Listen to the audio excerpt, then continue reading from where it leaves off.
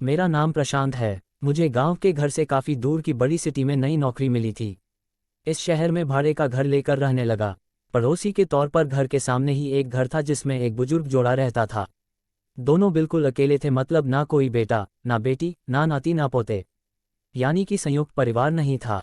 मैं एक संयुक्त परिवार का सदस्य था, इसलिए मुझे अक्सर उनके बारे में विचार आते रहते थे।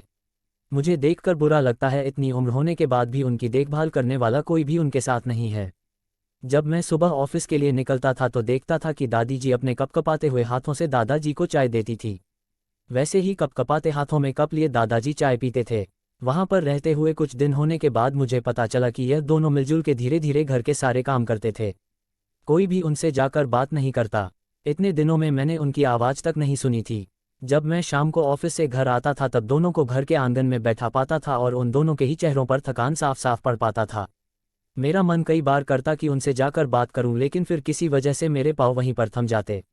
मैं जब जब उन्हें देखता था मुझे मेरे दादा दादी की बहुत याद आती और मैं घर पर फ़ोन लगाकर उनसे बात कर लिया करता।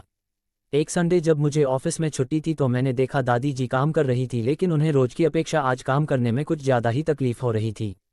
मैंने उनके पास जाकर पूछा कि दादी जी, आपकी तबीयत तो ठीक है ना? क्या मैं आपकी कोई मदद कर सकता हूँ? उन्होंने प्रतिक्रिया नहीं दी। मैंने दोबारा उनसे पूछा, बताइए दादी जी, मैं क्या करूँ आपके लिए? उन्होंने फिर भी कोई उत्तर नहीं दिया। मुझे काफ़ी आश्चर्य हुआ। कुछ मिनटों बाद दादाजी वहाँ आए और वह भी कुछ नहीं बोले। मैंने ही बात को आगे बढ़ाते हुए कहा, मुझे लगता है कि दादी जी की तबीयत खराब है, इसलिए मैं यहाँ आया हूँ। मैं आपकी मदद करना चाहता हूँ, बताइए मैं कैसे आपकी मदद कर सकता हूँ? दादाजी इशारों से मुझसे बातें करने लगे। उन्होंने इशारों से मुझे बताया, ये दादी जी सुन और बोल नहीं सकती। उन्होंने यह भी बताया कि वह खुद भी बोल नहीं सकते, वह सुन सकते हैं, मेरी बात समझ सकते हैं। उन्होंने इशारों से दादी से कुछ कहा और दादी ने मेरी तरफ देखकर मेरे माथे पर हाथ फेरा। मैं उन दोनों की तरफ देखते ही रहा और न जाने कब मेरे आंखों से आंसू बहने लगे। उस दिन के बाद जब जब मुझे समय मिलता मैं उनके पास चला जाता। वह मुझ पर बहुत प्यार बरसाते। अब तो मुझे उनके इशारे की मीठी भाषा भी बहुत अच्छे से समझ में आने लगी थी। एक दिन मैंने दादाजी से पूछा कि वह अकेले क्यों रहते हैं, क्या उन्हें कोई औलाद नहीं है?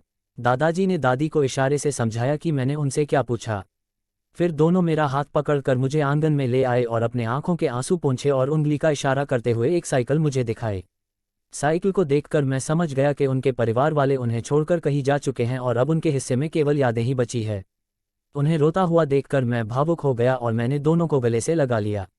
उन्होंने मेरे ऊपर अपने सीने में सालों से बंद प्यार के बादलों से प्यार की इतनी बारिश कर दी कि मैं पूरी तरह उसमें भीग गया।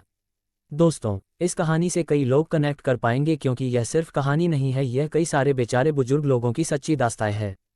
मेरा नाम प्रशांत है। मुझे गांव के घर से काफ़ी दूर की बड़ी सिटी में नई नौकरी मिली थी। इस शहर में भाड़े का घर लेकर रहने लगा।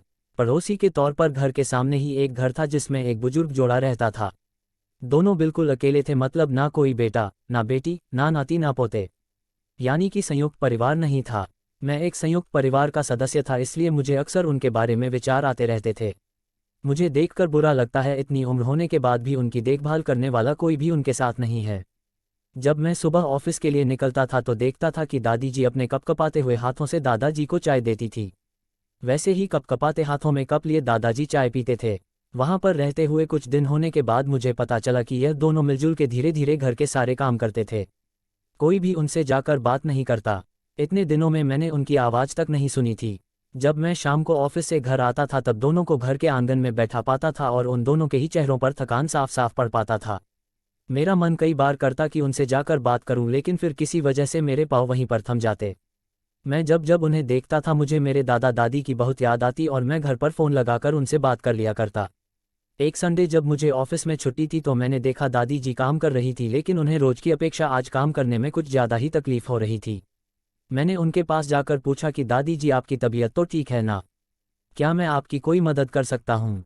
उन्होंने प्रतिक्रिया नहीं दी। मैंने दोबारा उनसे पूछा, बताइए दादी जी, मैं क्या करूँ आपके लिए? उन्होंने फिर भी कोई उत्तर नहीं दिया। मुझे काफ़ी आश्चर्य हुआ। कुछ मिनटों बाद दादाजी वहाँ आए और वह भी कुछ नहीं बोले। मैंने ही बात को आगे बढ़ाते हुए कहा, मुझे लगता है कि दादी जी की तबीयत खराब है, इसलिए मैं यहाँ आया हूँ।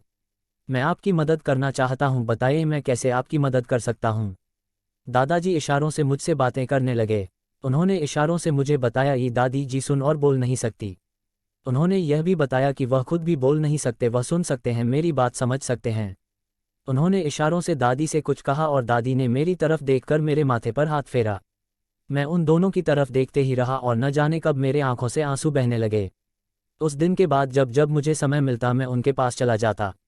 वह मुझ पर बहुत प्यार बरसाते।